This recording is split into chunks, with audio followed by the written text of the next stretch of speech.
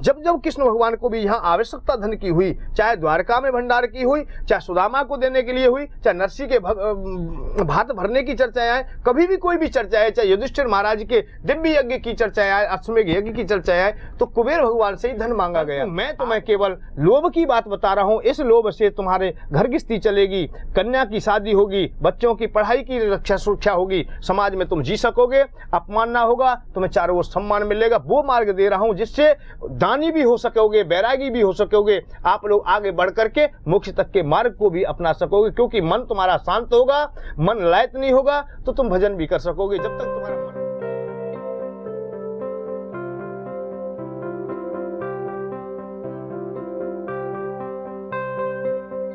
मुझे तो बड़ा आश्चर्य होता है कि आपके घर में सब तस्वीरें हैं, सब फोटो हैं, कुबेर भगवान के लिए स्थान क्यों नहीं दिया गया है? ये बड़ा विचित्र बिटिया, ये बड़ा अभाव रहा है कि कुबेर भगवान को स्थान देना चाहिए था। क्योंकि बगैर धन के कोई काम नहीं चलता है। भोजन की व्यवस्था नहीं होती है, वस्त्र की व्यवस्था नहीं होती है, मकान दुकान की व्यवस्था नहीं होती है। मैं तो ये कह रहा हूं कि कोई भी क्रियाकलाप होता है, सभी क्रियाकलाप धन पर निर्भर है। और वित्त मंत्री केवल एक ही है जिनका नाम कुबेर जी है। और कुबेर को ही तुम सम्मान नहीं देते, आदर नहीं देते, तो कैसे तुम्हें शांति मिल जाएगी? जिन देवताओं से तुम मांगते रहे, जिनके पास धन है ही नहीं, कभी धन था ही नहीं उनके पास, उनसे तुम प्रार्थना करते रहे।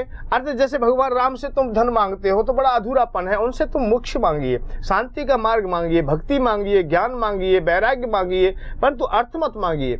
और अर्थ तुम मांगते हो तो इसीलिए तुम्हें निर्धनता आ जाती है कि जिस व्यक्ति के पास जो नहीं था वो सौदा मांगा है तो वो देगा कहां से? देगा नहीं और रुष्ट और हो जाएगा है। इसलिए आप लोग अपने हृदय में भक्ति मार्ग अपनाते हैं तो कृष्ण भगवान की पूजा करें, भगवान राम की करें, नारायण भगवान की करें। और यदि कमजोरी रहती है तो लक्ष्मी माँ की पूजा करें, वो तुम्हें मिला देंगी उनसे।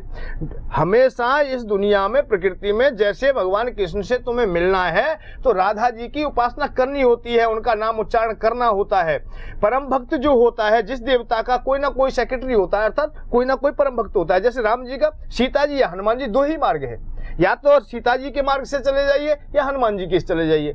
हनुमान जी हमेशा दरवाजे पर खड़े रहते हैं। यदि तुम्हें भगवान राम से मिलना है तो हनुमान चालीसा में एक चौपाई आती है, राम दुआरे तुम रखवारे, होत न आज्ञा बिन पैसारे। जब तक नहीं तुम भगवान से मिल सकते तब तक हनुमान जी की उपासना नहीं करोगे, अर्थात सीता जी की उपासना नहीं करोगे। और एक उदाहरण तुम्हें फिर और इशारा करता हूं कि लक्ष्मी माँ धन की देवी होती तो राधा जी भी धन की देवी होती है, धन के लिए उनकी उपासना करते हैं। सीता जी की भी उपासना धन के लिए करते। कोई बता दे मुझे कि सीता जी की उपासना धन के लिए करते हो या राधा जी की उपासना धन के लिए करते हो, केवल भक्ति के लिए। ये सुगम मार्ग है, समझ लीजिए, इशारे मात्र से समझ लीजिए। यदि आप लोग धन के लिए, केवल धन मात्र के लिए लक्ष्मी माँ की उपासना करते हो तो उल्लू पर बैठी दिखाई देंगी। इसका मतलब है कि अंधकार अर्थात अज्ञानता, तुम जो काम करने जा रहे हो वो अपावन काम है, ठीक काम नहीं है। लक्ष्मी माँ की जब उपासना करें तो केवल विष्णु भगवान को प्राप्त करने के लिए करें, शांति के मार्ग के लिए, शांति के मार्ग को खोजने के लिए उनकी उपासना करें, ना कि धन के लिए। या धन की ही तुम्हें आवश्यकता है तो कुबेर भगवान है, उन्होंने देवता लोग नियुक्त किए हैं। एक बात और बताइए, पार्लियामेंट चल रहा है, ऐसे ही उनका भी, भगवान का भी पार्लियामेंट है, उन्होंने भी मंत्रालय अलग अलग दिए हुए हैं। वायु देवता अलग हैं जो वायु की व्यवस्था करते हैं, अग्नि देवता अलग हैं जो अग्नि की व्यवस्था करते हैं, जल के देवता अलग हैं, सब के देवता अलग अलग हैं। भोज्य पदार्थों के, सुख सुविधाओं के, यहाँ सबके देवताओं की अलग अलग स्थापना की गई है। ऐसे ही फिर इनके सब व्यवस्थाओं को चलाने के लिए अर्थव्यवस्था भी चाहिए। इसलिए देवताओं ने भी, अर्थात परमात्मा ने भी ये व्यवस्था तुम्हारे लिए की है। यदि तुम्हें मानव को जब जब धन चाहिए तो कुबेर भगवान से मांग लेना, यही वित्त मंत्री है। जब जब कृष्ण भगवान को भी यहाँ आवश्यकता धन की हुई, चाहे द्वारका में भंडार की हुई, चाहे सुदामा को देने के लिए हुई, चाहे नरसी के भात भरने की चर्चाएं आए, कभी भी कोई भी चर्चा है, चाहे युधिष्ठिर महाराज के दिव्य यज्ञ की चर्चाएं आए, अश्वमेध यज्ञ की चर्चाएं आए, तो कुबेर भगवान से ही धन मांगा गया। आपको धन चाहिए तो कुबेर भगवान से मांगिए, बाकी के तो आप लोग भक्ति मार्ग मांगिए, ज्ञान मार्ग मांगिए, वैराग्य मार्ग मांगिए, अर्थात शांति का मार्ग मांगिए। अधूरापन ना करें। आप लोगों को धन चाहिए तो कुबेर भगवान है, भोग मार्ग केवल कुबेर भगवान के पास है, वही तुम्हारी पूर्ति कर सकते हैं। वैसे मैंने ये सारा पहले भी किया था और आज फिर कर रहा हूँ, पुनः कर रहा हूँ कि ये भक्ति मार्ग से थोड़ा अलग मार्ग है, ये लो मार्ग है, अर्थात संसार का मार्ग है। यदि तुम्हें धन चाहिए तो मुझसे संपर्क कर लेंगे। और तन, देखिए, तन मन धन तीन चीज है दुनिया में। तन पुष्ट चाहिए तो कई संत तुम्हें प्रातःकाल टेलीविजन पर भी दिखाई दे जाएंगे, व्यायाम कराते हुए, योग कराते हुए या साधनाएं कराते हुए। यदि तुम्हारे स्वास्थ्य में भी कमी है तो औषधि भी तुम्हें दे देंगे, दवा भी तुम्हें दे देंगे। और मन पुष्ट करना है तो कई संत अच्छे अच्छे प्रवचन सुनाते हैं, केवल वैराग्य की बात करते हैं, वैराग्य की चर्चा करते हैं।